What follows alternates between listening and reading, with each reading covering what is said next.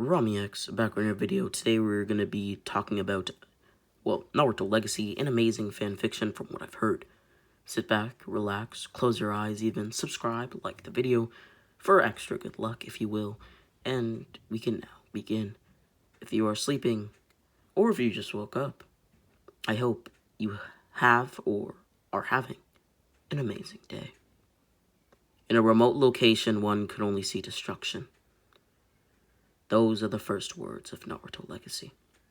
And from this point on, whatever is written here, I shall say. Chapter 1, Legacy, begins. The sun was slowly rising. It showed two men, one standing and one seemingly dead. All around the battlefield were weapons, craters, and apparently a large waterfall, no doubt created by the intensity of the fight. This place would later be known as the Valley of the End. The man that was barely standing had neck-length long black hair, black eyes, and was wearing what appeared to be a worn red armor with plates going around the arms and chest for protection. The man was no other than Hashirama Senju, leader of the Senju clan, and Shodame Hokage of Konohagakure no Sato, hidden village among the leaf. Why did it come to this, Madara? Asked Hashirama to himself, overlooking the corpse of his long-term friend. The now-identified man lying on the ground had long, spiky black hair that almost reached his hip, covering the left part of his face, including his left pitch black eye. He also wore the same armor style. Lying on the ground with a sword impaled in his chest was Uchiha Madara, former leader of the Uchiha clan and co-founder of the Leaf Village. I'm sorry, but you chose the wrong path. Goodbye, old friend. May you find peace in the afterlife, said Hashirama as he turned to walk away from the long battle he had just fought. His head lowered in shame as he couldn't save his friend from his choices. A couple days later, unknown location. Oh, my head. Where am I? Asked Madara, slowly opening his eyes. He immediately shot up and winced from the pain in his cheek. Looking around, he found out he was in a small wooden house. From the looks of it, it was a modest-looking house, small. Probably only one person lived there. Easy there, champ. You got wounded pretty badly, said an unknown female as she approached him. Looking at her, he noticed she had long, smooth blonde hair that reached her waist, blue eyes, and an oval face. She was wearing a brown shirt that easily showed her C-cup breast and dark blue pants. All in all, standing in front of him was a beautiful young woman, smiling at him. Who are you? Where am I? Asked Madara, being a bit wary to the female, even though he was still weak from the fight. Well, my name is Namikaze Hanako, and as to where you are, we are in Ricefield Country, near the ocean, said Hanako, featuring a small smile that didn't go unnoticed by Madara. What happened? How did I get here? Asked an impatient Madara, trying to find out what happened since his memory was a bit fuzzy. So many questions. Just lie down and relax. You got injured in a fight and you barely made it. You are lucky that I found you and brought you here as well as healed you. There were times I didn't think you would pull through. After all, not many people survive getting a sword through their chest. Now how about you tell me who you are? Asked Hanako, taking into account that the man was probably a shinobi. I am the great Uchiha Madara, former leader of the Uchiha clan, co-founder of the Leaf Village, said Madara with a pride in being a member of the Uchiha clan. A bit full of ourselves, aren't we? Said Hanako, giggling at Madara and getting a glare from him. Are you a shinobi? Asked Hanako, with caution, not knowing yet if he could be trusted. Indeed I am. I am one of the most powerful shinobi in the world, known only to be matched in power by Hashirama Senju, my apologies. The current Shodame Hokage of the Leaf, said Madara, spitting the last word with venom. He still hated the Leaf and his clan from not following his leadership and abandoning him to follow a Senju of all people. You still got your ass handed to you, said Hanako, chuckling and going full-blown laughter, as Madara was glaring at her, muttering something about disrespectful and troublesome blondes. A/N. Maybe Madara was related to the Nars.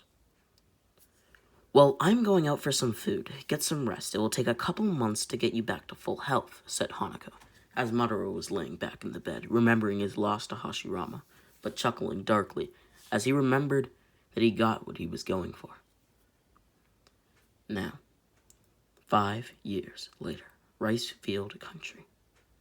Many would have thought that Uchiha Madara was a cold person, incapable of love or caring about another person other than himself. However, this couldn't be far from the truth. In the last 5 years, a lot has changed, and although Madara wouldn't admit it, he has grown very close to Hanako, actually treating her like his wife and even abandoning his plans for revenge against his fellow clan members. Maybe this is the peace I always chased, thought Madara as he watched the love of his life with her head on his chest. In past years, he adopted the life of fishermen along with Hanako, and left behind all the fights and wars he once fought. Side note, if you did not hear that clear enough, I said behind. Hanako also got to know about Madara and his clan and village that he had created along with his long-life rival and friend Hashirama.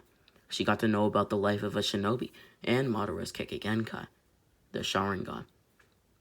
Who would have thought that the great mother Uchiha would simply live a simple civilian life away from battles? Ironic, as I always wished to die in the heat of battle at the hands of a powerful enemy, said Madara. As he chuckled.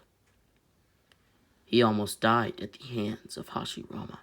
If leaving the shinobi life is what it takes to be and make Hanako happy, I will gladly forget about my past and focus in the future, thought Madara as he drifted off to sleep, embracing the warmth of his lover. Another 5 years later. This now marks 10 years. Another 5 years have passed, and now we could see a happy Madara leaning against a tree, embracing Hanako in his chest. Both glancing at the sea, they could see a 4-year-old kid trying to stand in the water. He had spiky blonde hair and the bluest of eyes anyone had ever seen. His name was Namikaze Minato, son of Uchiha Madara and Namikaze Hanako. Seeing their son trying and failing to stand in the water, both parents sighed, feeling happy about having a wonderful child and a wonderful partner that loved the other. Although Madara had abandoned his shinobi ways, he decided to train young Minato to defend himself should the need ever arise.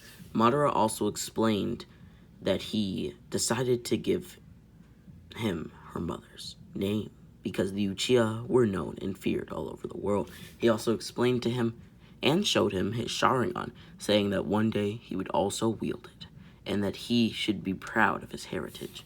A few weeks later, Madara was currently heading home after going into town to buy groceries. In the way home, or on the way home, here it says in the way home, he felt a burst of chakra in the direction of his house. Even though Madara had abandoned being a shinobi, he still kept most of his skills sharp, never knowing when you might need them. Quickly rushing through the woods, his house came into a view, and he saw a bleeding Hanako and young Minato trying to hold off a couple of rogue Ame shinobi, or Amegakure for full. Without hesitation, he quickly disappeared in a burst of speed and stopped just in time to block a sword that would have killed his only son. Activating the Sharingan, he just glared at the 4 shinobi in front of them. By the looks of them, they were merely tuning level. The Yame shinobi, seeing the Sharingan glowing in all of its power, the leader of the group asked, Who are you?" stuttering after seeing the Sharingan. The shinobi knew too well the power of that Kekkei in its clan members. "I am Madara, Uchiha Madara," said Madara as wind blew the hair on his back, giving him an aura of power that intimidated even the most powerful enemies. After hearing the name, The Ame shinobi paled and took a couple of steps back. Seeing the man in front of them, the legendary Uchiha Madara, former leader of the Uchiha clan, without hesitation, Madara activated his Susanoo and quickly killed the 4 Ame shinobi without remorse. Looking back, he saw that Minato was passed out from chakra exhaustion. Approaching his lover, he looked at her eyes, and his heart filled with remorse for not being there, not being able to protect the one that mattered the most in this world, the love of his life. Take care of our son, said a weak Hanako, giving one last kiss to her lover. She closed her eyes, never to open them again. Madara just stood there, frozen, looking at his now dead wife. In his mind, he was getting flashes of the last 10 years of his life. In the last years, all he got was happiness, only to get that stolen from him. Taking one last look at his Hanako, he made a decision that would influence the entire world. I was too naive to think this would last. Too naive to believe that the world had changed. Too naive to leave my plans behind. I will lead the world to true peace and true happiness. I will honor your memory, Hanako.